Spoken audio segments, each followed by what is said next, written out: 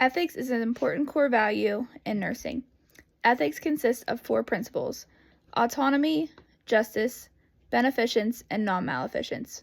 According to the textbook, autonomy is a person's right to think, decide, and act on their own free will. Justice is the principle that ethics should be consistent and fair, this meaning that all patients should have access to the same care. Beneficence is the principle of doing the most good for the patients. In my opinion, this can be one of the tougher ethical principles to follow because as a healthcare professional, you are supposed to do what is best for the patient, and this in return can be in disagreement with the patient's wishes. Non-maleficence is the principle of do no harm to the patient.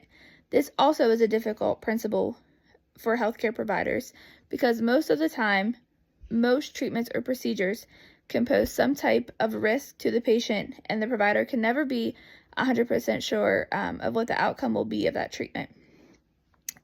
In nursing, ethics can also be a very challenging core value to follow at times. As a nurse, it can be hard to care for someone who does not have the same views as you and wishes to provide different care than what you believe is right. That is when it becomes difficult.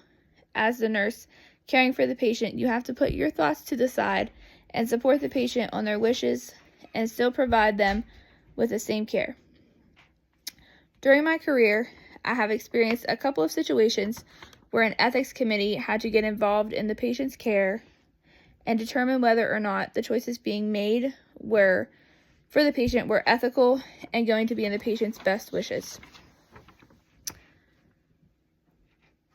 Ethics can come into play when a patient is deemed incapacitated and has an advance directive in place, but the family is trying to override the patient's wishes. Ethics is an essential core value in nursing to ensure that the patients are being treated with respect and that their wishes are being followed and they are being cared for in the way they want to be.